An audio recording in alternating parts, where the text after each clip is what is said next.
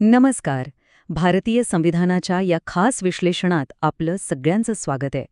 आज आपण एका अशा ग्रंथाबद्दल बोलणार आहोत जो फक्त काही कायदे नियमांचं पुस्तक नाहीये, तर तो आपल्या देशाचा म्हणजे जगातील सर्वात मोठ्या लोकशाहीचा आत्मा आहे. तर मग प्रश्न असा आहे की जगातील सगळ्यात मोठं, सगळ्यात लांब असं लिखित संविधान हे कसं बनलं असेल आणि खरं तर त्याचा आत्मा काय आहे? चला, याच प्रश्नाचं उत्तर शोधायला निघूया. हा प्रवास आपल्या सगळ्यांसाठी, विशेषतः स्पर्धा परीक्षांची तयारी करणाऱ्यांसाठी खूपच महत्त्वाचा ठरणार आहे. चला तर मग आपण थेट इतिहासात जाऊया.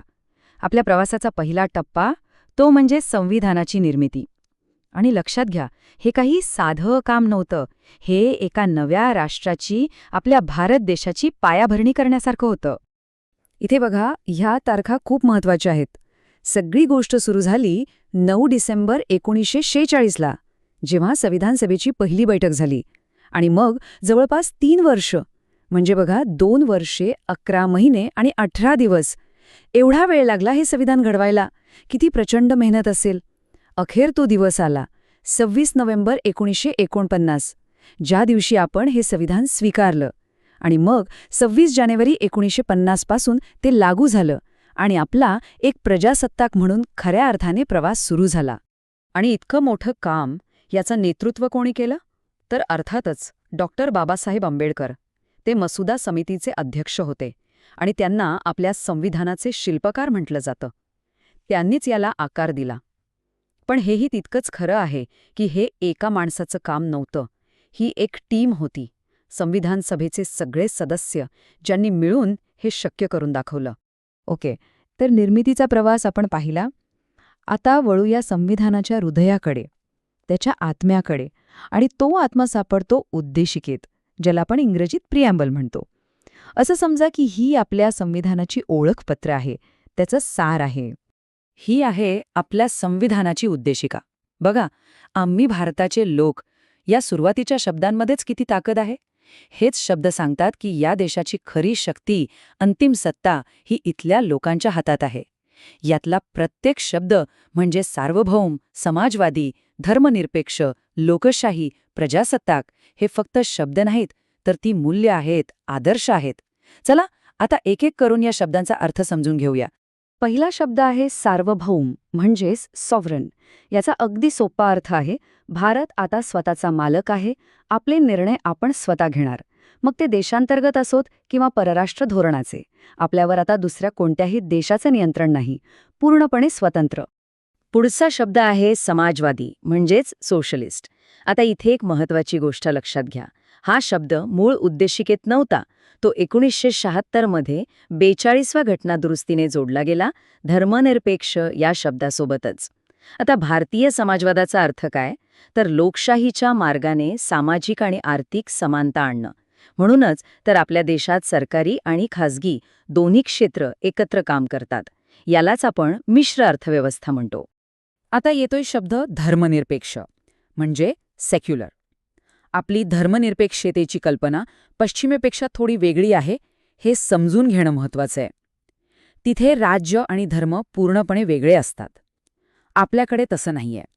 आपलं राज्य कोणत्याही एका धर्माला मानत नाही, त्याचा स्वतःचा असा अधिकृत धर्म नाही.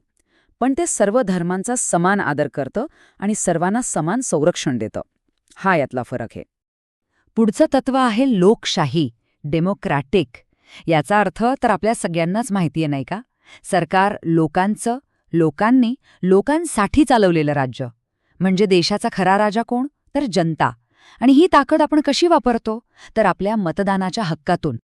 आणि उद्देशिकेतील शेवटचं महत्त्वाचं तत्व म्हणजे प्रजासत्ताक, रिपब्लिक. प्रजासत्ताक म्हणजे काय?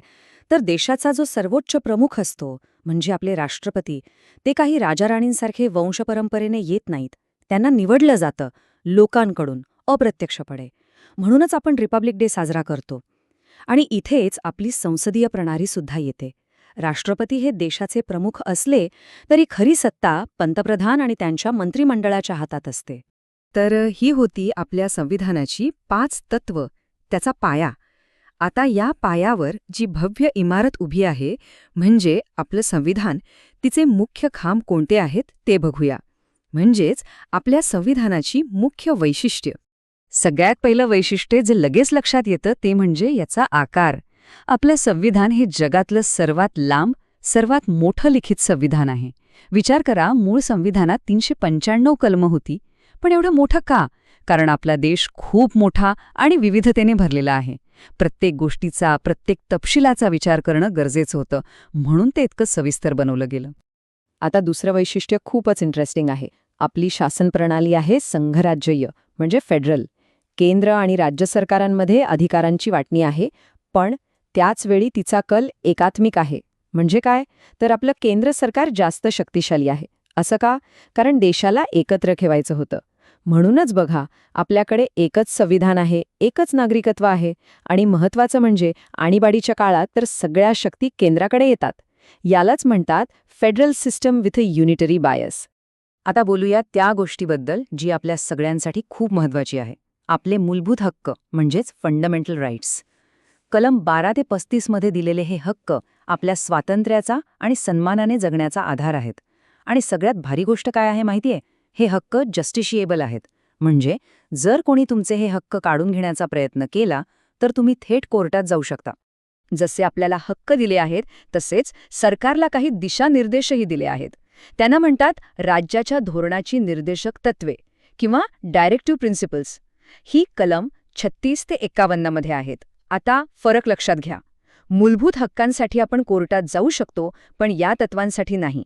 ही एक प्रकारे सरकारसाठी नैतिक बंधनं आहेत की त्यांनी कायदे बनवताना देशात एक कल्याणकारी राज्य कसं स्थापन होईल याकडे लक्ष द्यावं. बरं, आपल्याला हक्क तर मिळाले, पण हक्कांसोबत जबाबदाऱ्या पण येतात, बरोबर? म्हणूनच संविधानात नंतर मूलभूत कर्तव्य म्हणजे फंडामेंटल ड्युटीज सुद्धा जोडली गेली, कलम 51 मध्ये. ही आपल्याला आठवण करून देतात की एक नागरिक म्हणून देशाप्रती आपली काही कर्तव्यसुद्धा आहेत. आता विचार करा, हे सगळे हक्क, कर्तव्य, नियम यांचं संरक्षण कोण करणार? त्यासाठीच आहे आपली स्वतंत्र न्यायव्यवस्था, इंडिपेंडेंट ज्युडिशरी. आपली न्यायपालिका ही सरकारपासून, म्हणजे कार्यकारी मंडळ आणि कायदे मंडळापासून पूर्णपणे स्वतंत्र आहे. ती एका रक्षकाप्रमाणे काम करते. ती फक्त आपल्या हक्कांचं संरक्षण करत नाही, तर स्वतः संविधानाची सर्वोच्चता अबाधित ठेवते. ठीक आहे, तर आता आपण जवळजवळ शेवटच्या टप्प्यात आलो आहोत. एक गोष्ट समजून घेऊया की आपलं संविधान हे काही दगडात कोरलेलं नाहीये. ते एक लिव्हिंग डॉक्युमेंट आहे, म्हणजे एक जिवंत दस्तऐवज जो काळासोबत बदलतो, विकसित होतो. पण हे कसं शक्य होतं? तर याचं उत्तर आहे न्यायव्यवस्थेच्या एका विशेष शक्तीमध्ये, ज्याला न्यायालयीन पुनर्विलोकन किंवा ज्युडिशियल रिव्ह्यू म्हणतात. याचा अर्थ काय? सोप्या भाषेत सांगायचं तर, जर संसदेने एखादा असा कायदा बनवला जो संविधानाच्या विरोधात आहे, तर सर्वोच्च न्यायालयाला तो कायदा रद्द करण्याचा अधिकार आहे. ही एक खूप मोठी शक्ती आहे जी संविधानाला सर्वोच्च ठेवते. आणि याच शक्तीचा सर्वात मोठा आविष्कार म्हणजे 1973 सालचा केशवानंद भारती खटला. हा खटला खूपच ऐतिहासिक आहे, कारण याच निकालातून मूलभूत संरचनेचा सिद्धांत म्हणजे बेसिक स्ट्रक्चर डॉक्ट्रिन समोर आला. याचा अर्थ असा की संसदेला संविधान बदलण्याचा अधिकार आहे, नक्कीच आहे, पण ते संविधानाच्या मूळ ढाच्याला म्हणजे त्याच्या आत्म्याला हात लावू शकत नाहीत. जसं की लोकशाही, धर्मनिरपेक्षता, संघराज्य या गोष्टी बदलता येणार नाहीत. चला, तर मग एक क्विक रिव्हिजन करूया. परीक्षेसाठी हे मुद्दे एकदम लक्षात ठेवायचे. संविधान स्वीकारलं कधी? 26 नोव्हेंबर 1949. लागू कधी झालं? 26 जानेवारी 1950. मुख्य शिल्पकार कोण? Doctor B.R. आंबेडकर. उद्देशिकेची 5 तत्व कोणती? सार्वभौम, समाजवादी, धर्मनिरपेक्ष, लोकशाही, प्रजासत्ताक. शासन प्रणाली कशी आहे? एकात्मिकतेकडे झुकणारी, संघराज्य. आणि तो महत्वाचा सिद्धांत कोणता? Basic structure doctrine. हे मुद्दे विसरायचे नाहीत. तर मग हा होता आपल्या संविधानाचा प्रवास. 70 वर्षांपेक्षा जास्त काळ झाला, पण आजही हा ग्रंथ आपल्या देशाला दिशा दाखवत आहे. आणि जाता जाता एक प्रश्न सोडून जातो. एक जिवंत दस्तऐवज म्हणून येणाऱ्या काळात आपलं संविधान भारताच्या भवितव्याला आणखी कसा आकार देईल यावर नक्की विचार करा.